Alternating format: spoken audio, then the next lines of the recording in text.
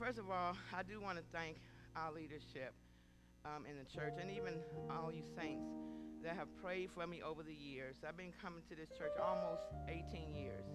And pretty much the whole time I've been here, I've been battling with one issue after another, dealing with my health. And it's been something that's been going on with me for many, many years. It started as a young child, it went away, and then things started coming back, slowly but surely started coming back. And I don't believe that these things came upon me because God wanted to destroy me or was allowing me to be destroyed, but to build me up. And there's a lot that goes into when you're dealing with battles in your body and your health, chronic issues, real serious issues, that it helps you to grow. You get to know who you are. You really get to know what you're made up of. So I would like to thank everybody in here, our pastor, our associate pastor, their families, all of you guys for your prayers, for constantly encouraging me and saying things to me that really has lifted me up.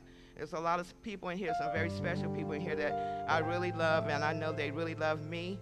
And I love all of you all, but that means it's a special place that they hold in my heart. I want to give honor to everybody, pastor, associate pastor, and their family, as well as you all. Thank you so much. I would like to, if you can stand now for read the word, Revelation 12 and 11.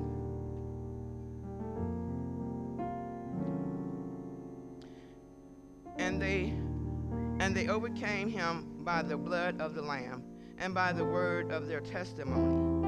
The key here, testimony. They didn't love their life even to death, meaning that they would speak of God's goodness at any cost. Whatever it took, they wanted people to know that what God has done. You may be seated.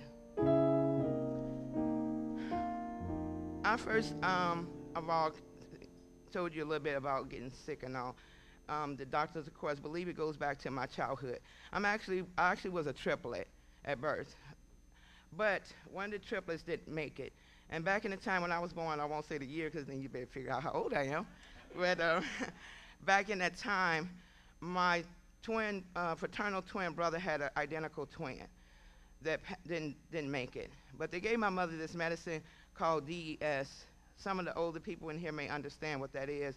It was a medicine given to women with multiple births when one of the babies was endangering the other babies or the other baby to keep her from miscarrying her children. They would give her this. Well, this medication, they found out later on that it caused cancer in the females, and it caused the male children sometimes to be sterile. So it was a really bad drug, and it from generation to generation to generation. So it was passed on and on and on. For me, it caused me a lot of issues, and I developed cancer at a very young age. I was like 24 years old.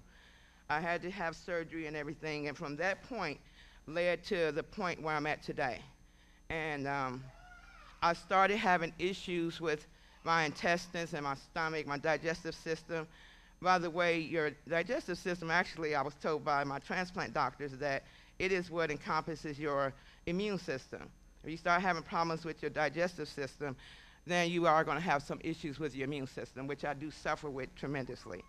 I remember when I was first told that I was going to probably need a transplant of my intestines, and I believe it's only 8 hospitals in this country, or in the world, excuse me, that does it. At this point, it may be a little bit more, but I know at the time it was only 8 places in the world that did intestinal transplants. And they were talking about the small intestine. I had to get both of mine replaced.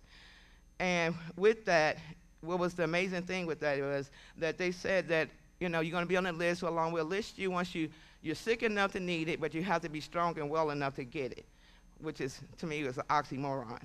I had to wait. It took about 8 months. And the thing that was so amazing was I used to be a nurse. I also was a corpsman in the Navy.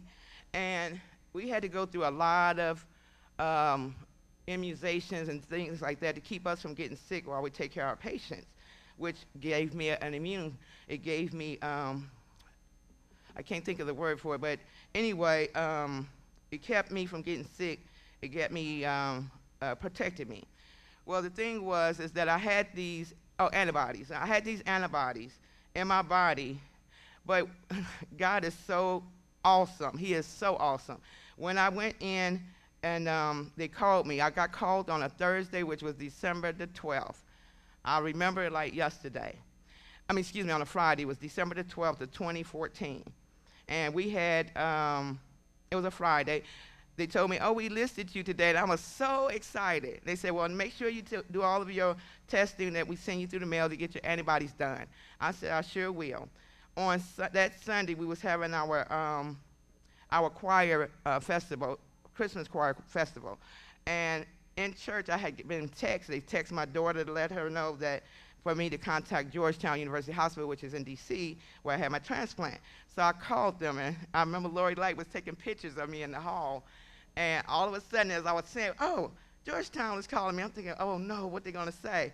They said, Miss Cook, Dr. Matsumoto would like for you to be at the hospital in 4 hours. And I'm like, what? In 2 days,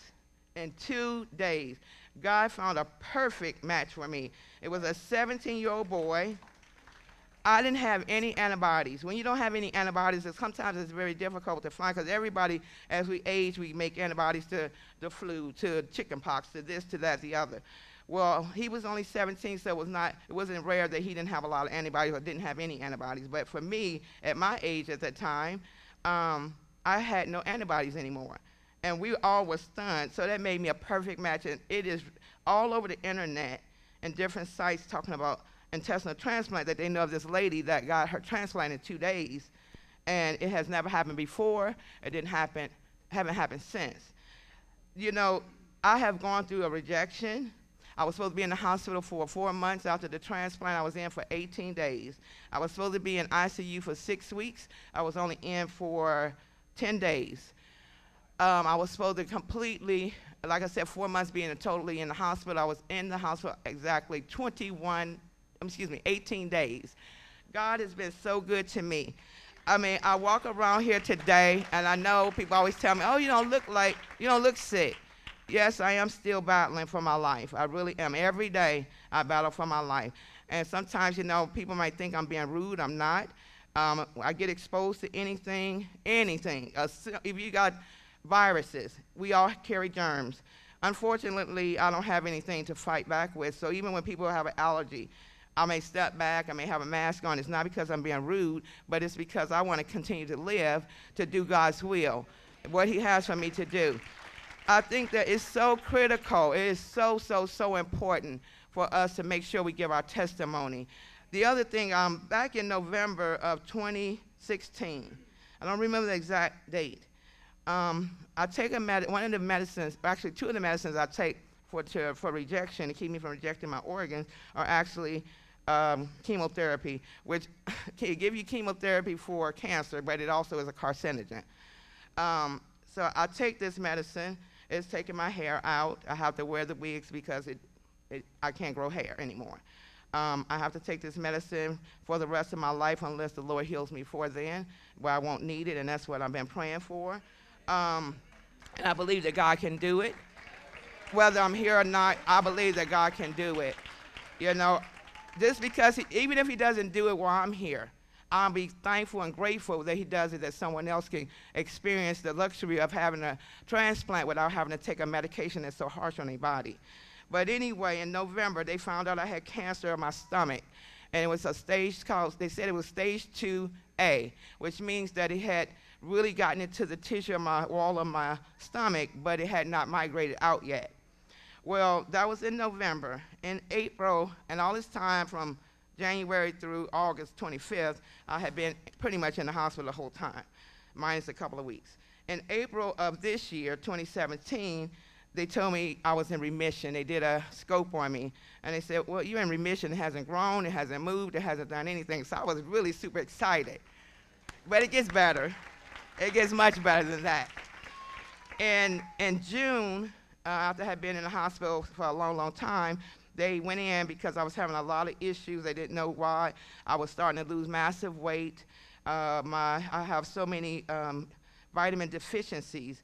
In June, they actually went in and did a slice of my stomach and all of my major intestinal or digestive organs. And they did that, And the doctor came back. They had the oncologist in there, of course, as well, to check on this spot in my inside of my stomach.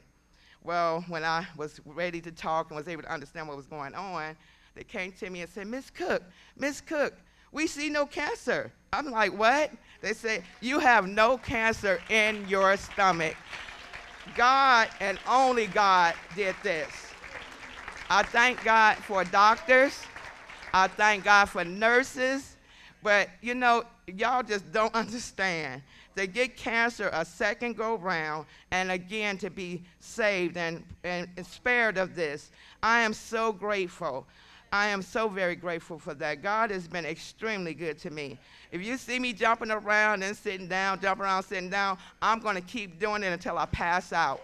So don't try to stop me. Don't tell me sit down and rest, because I'm not going to do it, because God has done too much for me not to praise him. Thank you.